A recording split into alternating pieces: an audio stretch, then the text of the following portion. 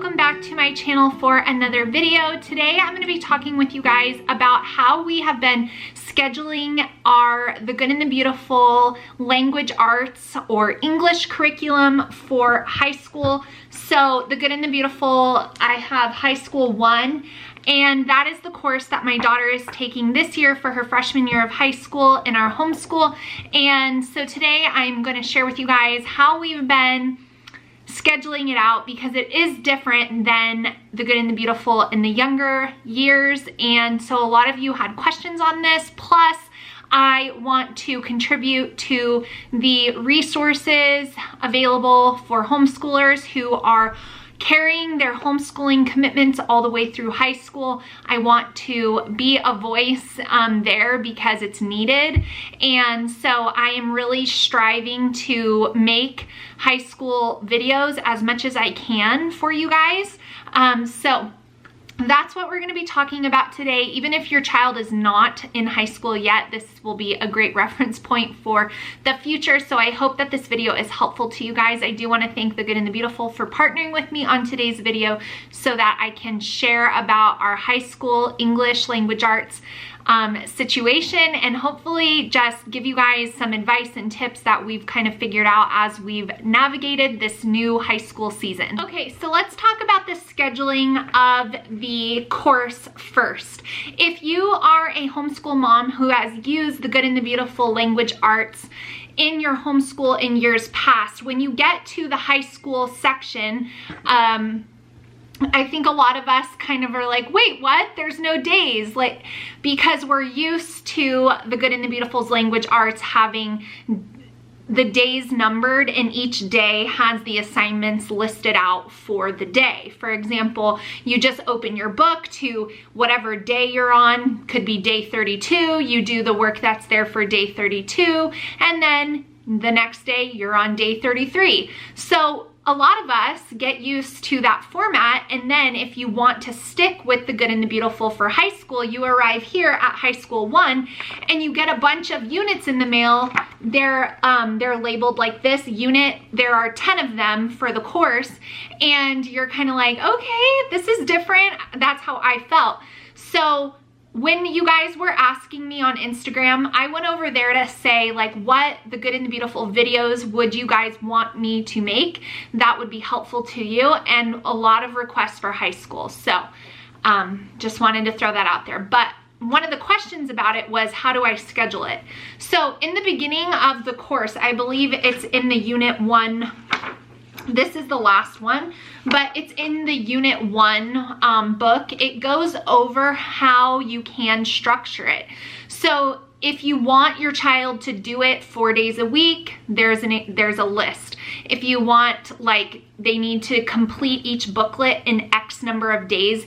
If you want them to do it for a whole year. If you want them to do it in, you know, a little less than a year so they can do some book studies with it, there's information there.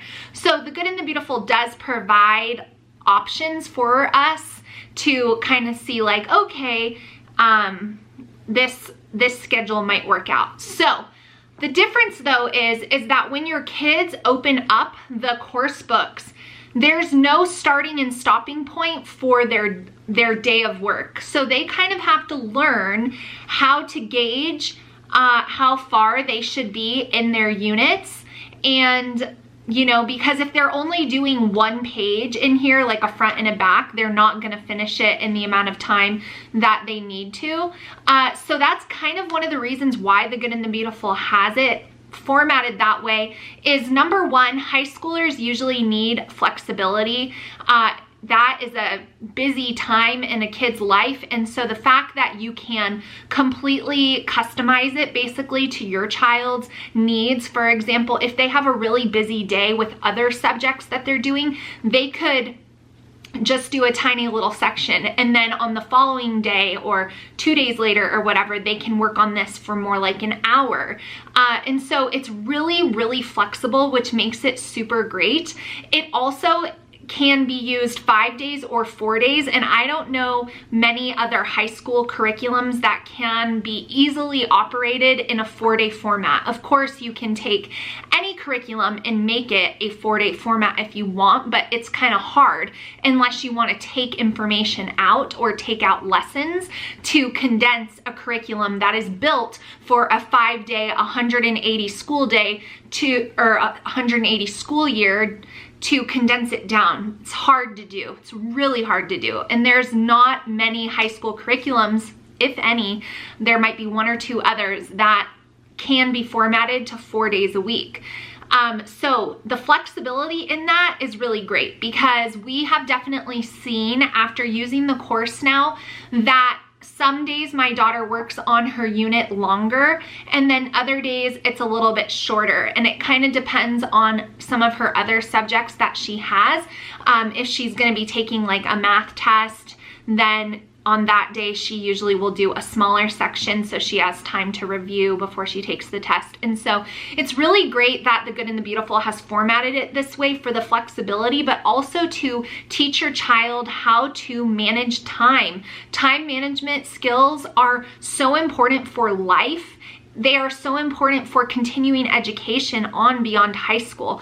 You have to learn how to be a self-motivated learner, and you have to learn how to be able to self-pace and self-guide and not be a procrastinator, always thinking that tomorrow's the day you're gonna get to it. I'm really happy to see that my daughter is navigating in her own brain. I'm gonna work ahead on this because I have time today, and that will benefit me when I don't have time, even if she doesn't know yet when she's not going to have time. I hope that makes sense. I've seen her say to me, "Mama, I'm going to go a little bit longer on my language arts because today my Spanish lesson is really short, and I think by the end of the week I'm going to have a big test, and I probably won't have as much time." And I'm like loving seeing her do that. So that's been amazing. So I wanted to share all of that with you. Now, to touch on how I am scheduling it. So like I said, in the very first unit, it gives you the option to print out this schedule basically where you could write the dates on it. So for example, I think it said something like, if you want your child to complete the whole high school 1 course in a school year, a traditional school year, every unit needs to take them 14 calendar school days. So basically each little booklet like this, they get 14 school days to work on before they need to be completed with that. I could be wrong on the dates, don't quote me on that, but I think that's what it said. So at the very beginning of the year, I printed off the little PDF, and I wrote down, I counted from our first day of school, and I counted out those 14 days. And, I told her, you got to have this turned in to me by that date. And I thought, okay, that'll work really well. Well, she was still figuring out how to time things and how to work on things. I think she finished the first booklet in maybe 4 or 5 days. So after that, she realized, okay, I probably don't need to work on it for as long as she was working on it. So on the second unit, she's just finished up unit 4, and as I'm filming this, we're 10 weeks into our school year. So she's going through them quicker. But unit 2, she took a little bit longer, but she was done with it well in advance of the date that I had given her. So that's when I said, okay, just work on this as you see fit. It's not going to be an issue with her not having it done in time. She was finishing the first 2 way in advance of that. So I quit writing the dates out because I knew she didn't really need me to do that. I think some kids might need you to do that, but my daughter actually loves writing, loves English, loves the art components in here. And so this is actually one of her things she really looks forward to doing, which yields her completing it quickly. So I realized I didn't need to do that. I didn't need to give her those dates anymore. So I haven't done that, and we've been fine. So, I mean, I think that is helpful if you have a child that needs those deadlines and those dates, but we realized after we started and we made it through the first 2 units that we weren't really needing to stick to those dates because she was finishing everything well in advance. Another thing that I wanted to mention that ties in with that is that The Good and the Beautiful does have an option in this course to make it an honors course. If you want your child to be able to have you know, what this would be like English 1 honors on their high school transcript. They can finish it in about like 3/4 of this school year, and on the last or a semester, you could do it like they finish this in a semester, and then the second semester they do book studies. You can really do what you want as far as scheduling goes, but they do have an option for your child to do a high school honors book study. So this is what it looks like. It is on the book Pride and Prejudice by Jane Austen, and it says it right here, high school honors, and here's the book. So I had this in the back of my mind that I thought, you know, if she doesn't get to it her 9th grade year, it'll be fine. We'll save it for 10th grade. But after she's working through these a lot more quickly than I thought, and she's not showing me that she's overwhelmed in this area, I am going to bump this course up and consider it an honors course for her, and I will have her do this book study at the end of the school year. I am thinking that it will be not a semester, a quarter. So the last quarter, the 4th quarter of our homeschool year, she'll be doing this. So now we are going to be completing all 10 of the units before we do that. And so by the time we're into our 4th quarter of the school year, I will want her to be done with these 10 units. And so maybe I will need to kind of facilitate a little bit more with, you know, make sure you're done with that. But so far I haven't had to do that. So I wanted to touch on that. I am turning it into an honors course for her, but only because I'm seeing that that'll be something she'll enjoy and it won't be overwhelming to her. And so I think that that'll be a great fit. So you have the option to just do these 10 and the books that are written in here for them to read, or you can make it into an honors course if your child is moving through the material a little more quickly, and that is what I will be doing. So I wanted to share that with you guys. The other thing that I wanted to touch on is basically how involved am I in high school English and language arts. Now, I want to tell you guys that before I tell you how this is all working out for us, my daughter has been using the Good and the Beautiful's language arts since she was in the fourth or fifth for her. 4th or 5th grade. So it's been years of using the curriculum. And I do think that that does lend itself to your child being able to navigate this high school course a little more easily, because all of it is stuff that is taught in previous levels. Whereas if you're coming over from using a different curriculum, you can absolutely jump in for the high school point, but there may be some things that are explained differently or worded differently that might require your assistance more than what my daughter is needing, because she's very familiar with sentence diagramming. She's very familiar with spelling dictation. She's very familiar with memorization, all because she's used the Good and the Beautiful for all the years before.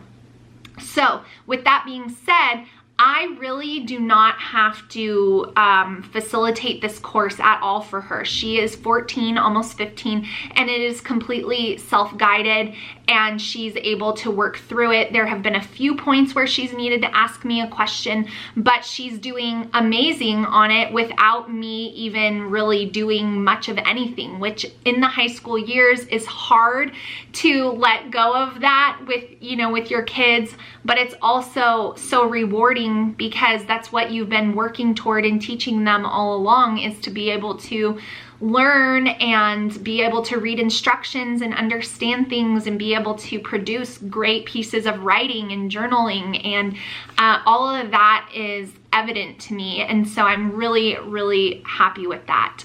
The course does say that as the parent you should check their work daily, so I do want to tell you that the course says that, but I am not doing that. I have found that it's better for me to grade her entire booklet at once. So once she's done with a unit, she gathers the maps she's traced. She tells me, you know, I saved my journal entries here. They're titled this on the computer. She gives me her art notebook so I can look at it all, and I check it all at once. Then once I check the unit, I will grade it and I will go over it with her at that point. There's only been like one thing where I pulled the unit up and I could tell that she was making the same mistake over and over again. Otherwise, it's been a few random grammatical errors here or there, nothing really big, just kind of like, hey, did you notice that? And then we go over it together. Once we go over it, then I give her the unit check. So they don't call it a test, but it basically is a test on what they learned in that unit. Now, if I were to ever administer the unit check to her and she did terribly on it, then I would probably come into the we're gonna go over things every day together phase. But since she is doing so well with this course, she has an A, she's doing amazing, she knows what the information is on the unit checks. She's demonstrating to me that she is doing a great job at understanding and learning and reviewing all the concepts that are contained in the course. So a lot of you had questions on grading, and I wanted to tell you that this course is the easiest high school course, besides a course that auto grades itself, that I have ever seen for grading. It is so simple, and they have a answer book available online. It's a PDF and it's like 99 cents, I think. I had to go and find that for myself when I realized that there weren't like answer keys in the back, and then I found it on there, and so I downloaded it for 99 cents. I printed the entire thing out. And so that's what I used to check her units with, and then also the unit tests or unit checks. So they do have the answer key available there, which is a definite need, in my opinion, just for ease and simplifying grading. But the way that the course is graded is so simple. It is so easy to understand. It tells you if they misspell something, only take away this many points. It gives you like everything you need to know. It's straightforward. It's so easy. It is not complicated. And as a high school homeschool mom, I am super thankful for that. So I wanted to share all about the high school course from The Good and the Beautiful, how we're scheduling it, how we're grading it. I hope that this video was helpful to you guys. Let me know if you have any more questions. You can leave me a comment down below. If you are using this course, I would love to hear how it's going for your kid as well. Leave me a comment down below. Please give me a thumbs up before you click out of this video. It is a free way to support my channel, and it really helps me out, and I truly appreciate it. But I hope you guys enjoyed listening a little bit more on high school. There's not a lot out there, so I'm trying to be as helpful as I can in that area, and I hope that this video did help you guys. So thank you so much for watching, and I will see you all in my next one really soon. Bye guys.